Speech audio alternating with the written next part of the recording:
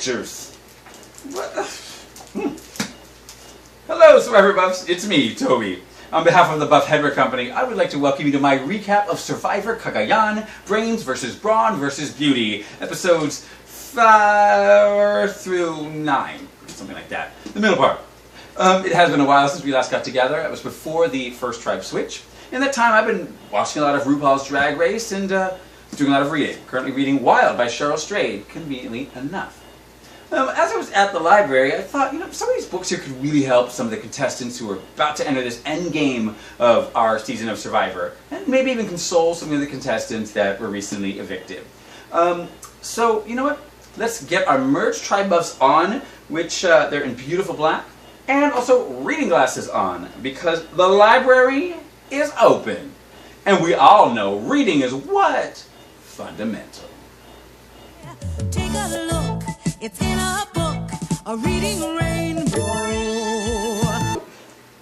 Legend tells of a tribe of people named Solana. And this tribe was said to be the most beautiful people in the world. But if a tribe of pretty people just kind of dissolves and no one really cares, did it really happen? Well, unfortunately, yes, it did. So let's talk about the beauty tribe, Solana, which is the tribe that at this point has the most members gone. 5 of its 6 members are out of there. And since the tribe shift, the beauty tribe was sort of dissolved into different camps and sent with kind of other tribes of people who had brains. So, and the first couple of people voted out after that happened were some girls. So one was Morgan. And Morgan, she of the, big tits and no personality, really. I was cool with Morgan. And then Morgan said that, Kat was over 40 and she's bitter. I was with you, Morgan, but you gone too far. You gone too far this time. Don't you talk about over 40. Don't you talk about over 40. I know people over 40. And it is not funny for you to say that. Plus the fact that she whooped your ass probably means she shouldn't necessarily be so bitter about it. Morgan really was disgustingly about beauty, but I'm going to recommend a book for her, which just, to me, simulates her, to me, is a perfect example of where she is in the tribe. Her and that one, the brown-haired girl who's not Morgan, whose name I literally do not know. Both y'all should both pick up a copy of the book, Gone Girl, because you know what you are, gone. Sorry about it. We then had some guys who were the most recent people kicked off that kicked out of the game. And first we had LJ. Oh, LJ! God, it was a blindside. What had happened was LJ was just too comfortable with what was going on. Was too comfortable with the status quo, and so he should probably pick up the book Game Change because much like Sarah Palin, an idiot had the power, and LJ was out. Last week, blindsided. It was, just too bad. LJ was kind of cool. He seems real bitter on the jury. Super excited for what he's going to do at the final tribal council.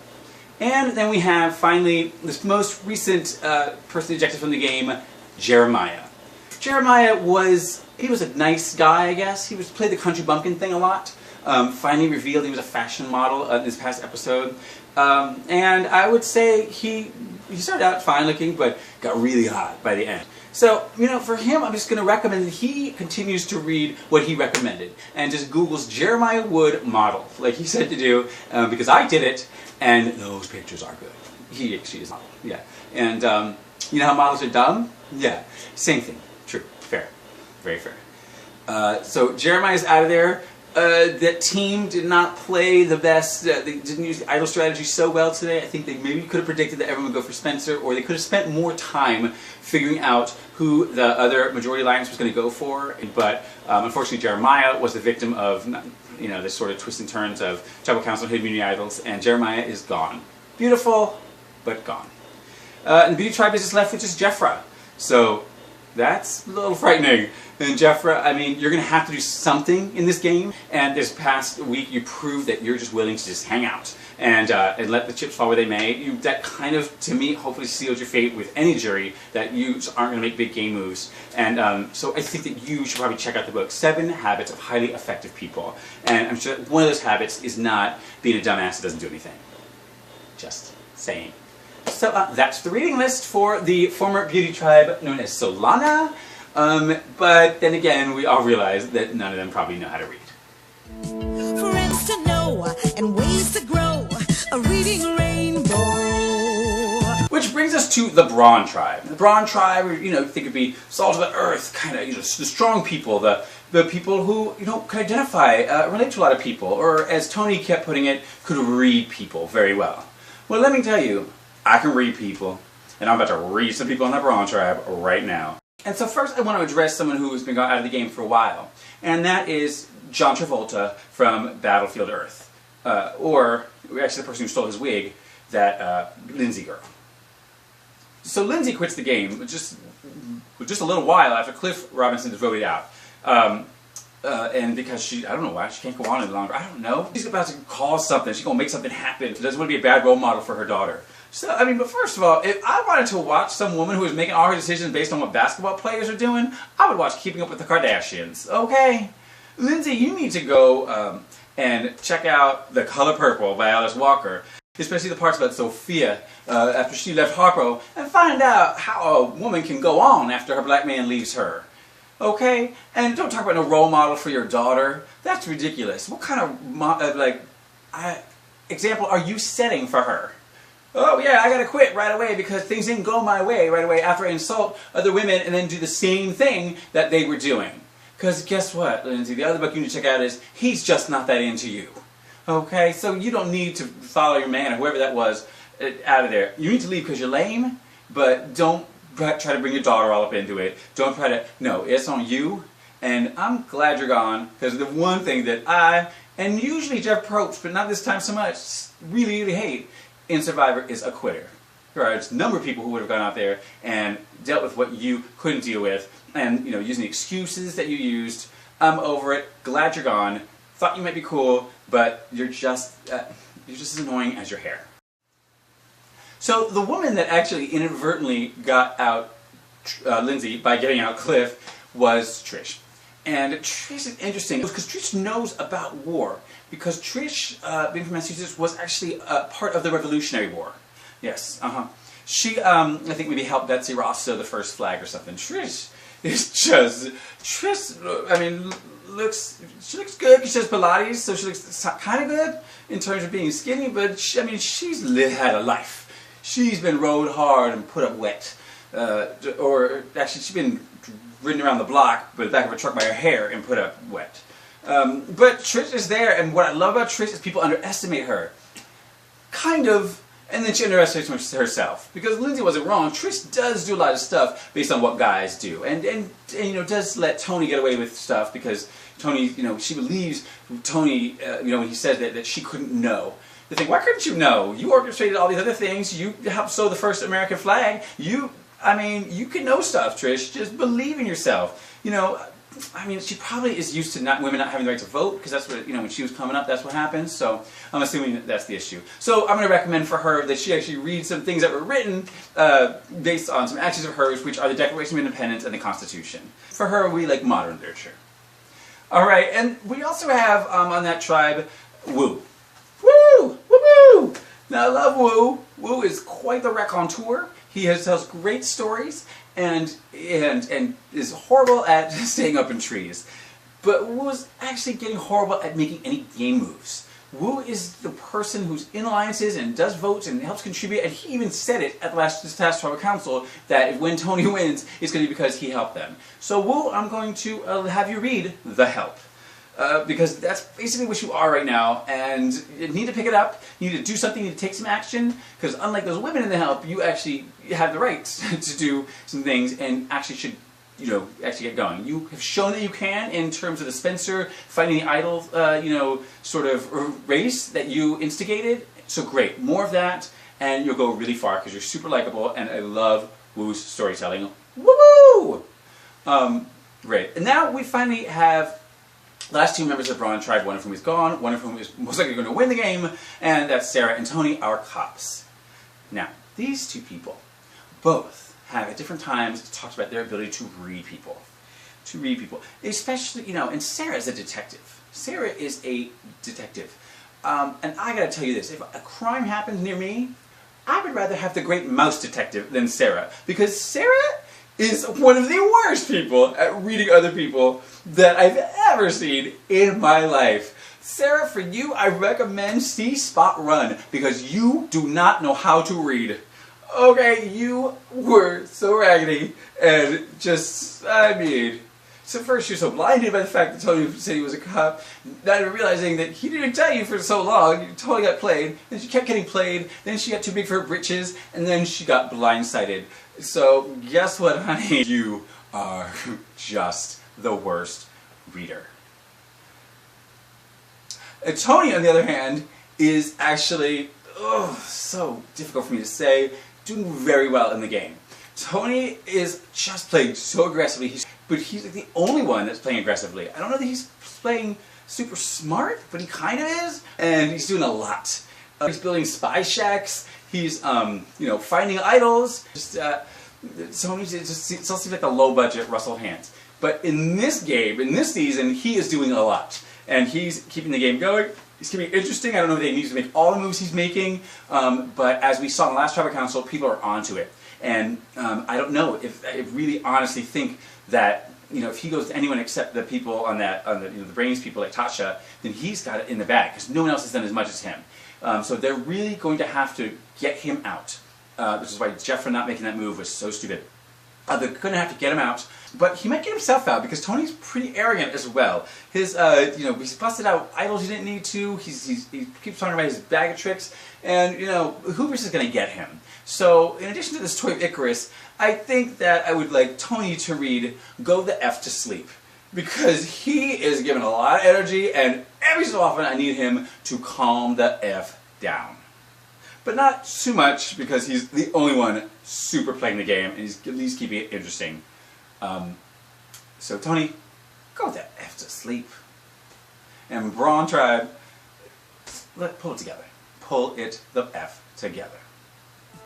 Take a look, it's in a book, a reading rainbow.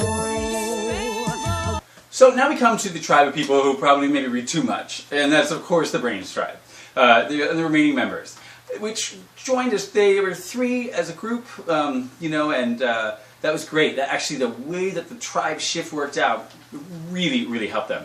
And so then Cass splinters off because she's mad, about her feelings being hurt or whatever. She was really, that episode was playing with her emotions. I don't know if it was the best move, getting rid of Sarah.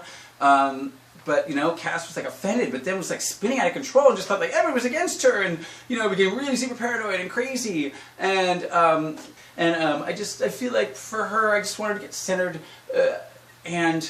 within the world as it works. And I just think she should be the Tao of Pooh. Because, I just feel like sometimes she acts like a child, so we need to explain some things to her. And, I don't know, it just seems like she needs to read a nice book sometimes. That's about it. Then we also have Tasha. Tasha, my fave. I love Tasha. Tasha is, because Cass flipped, Tasha now is in dire straits. And I gotta say, Tasha, a little bit of that is your fault. You're so likable, and you so want to create, mediate everything and make everybody happy. But it's hard to do that when you're dealing with idiots. So, you've got to manage your people a little better. That's the one fault I think that Tasha has, because Tasha really is kind of running things. I love that she's winning immunity. She was winning all those immunities, and I love her. I love some Tasha. And I just think that she needs a little bit more meanness. So I'm going to recommend for her Sun Tzu's The Art of War. And because you're at war now, and you're in the final battles, and I would love to see Tasha at the end, because I think if that happens, Tasha wins. And I don't know, the last time we had a cool black woman win. Visipia does not count, because I don't know what she did in her season. Now, that leaves, the last person is Spencer. Spencer and Cass both have gone much further than I thought they were ever going to. And Spencer's doing pretty well. A couple things, though. Spencer, he spins out of control with that race for the idol. He was this crazy, little comments that he makes. He's young, he's impetuous. He's also looking cute. All right, Spencer, nice. You might have been on the beauty drive if you, had known all that was going on. I really like Spencer. I just feel like Spencer needs to pull it together. Again, this past week with the Idol and his sort of cocky remarks and comments to woo. But meanwhile, how about less comments at the people and more really thinking about who needs to have that Idol? Because I think it seemed like really that you could have somehow they could have done something to manipulate everyone to vote for him, or or to know that they were all voting for Jeremiah. So that was just not well done, and more time actually focusing on that, less time focusing on sort of trying to prove yourself, because you've proven yourself, buddy. You really, really have. And I'm a huge fan of Spencer's now, and I started out thinking I was going to hate him. And so for Spencer, I'm going to recommend Tina Turner's autobiography, I, Tina, because he needs to learn about how to, coming back from getting beat down, for real, and how to have a great second and third and fourth act of your game, just like she had with her life, and also maybe learn a little bit of that chanting in Buddhism to calm him down. So those are my recommendations, but that's if you guys have time when you're not reading like astrophysics books or things like that. So there's priorities. A reading rainbow. A reading rainbow.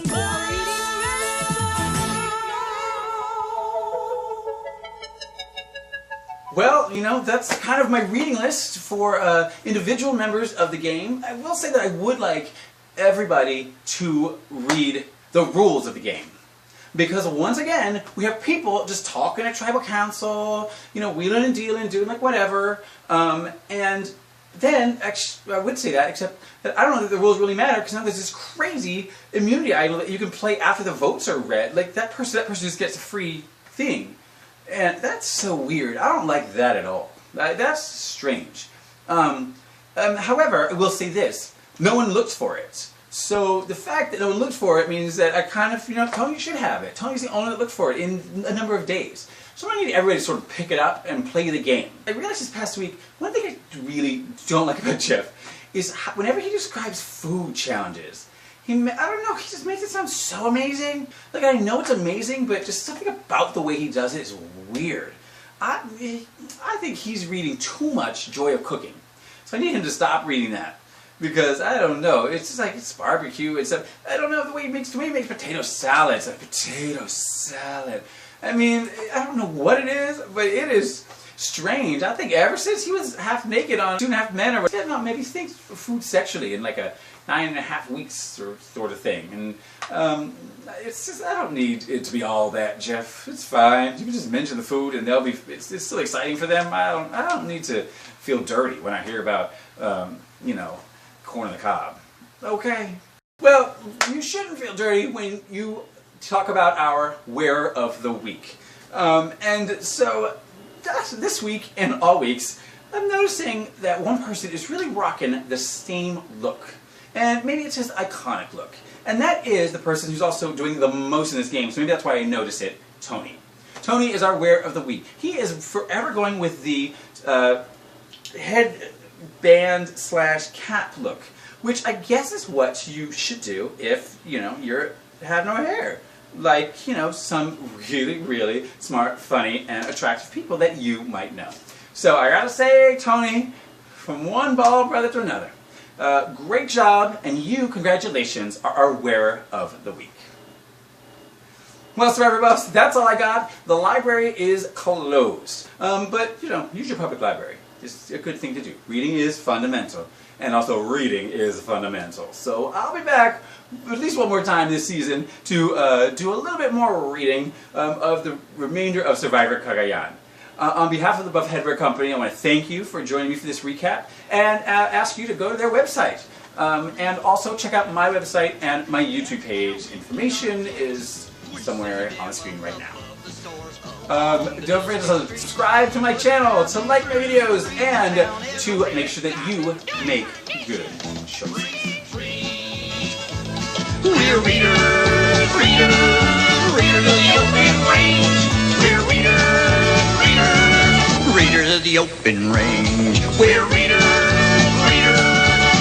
of the open range. We're readers of the open range.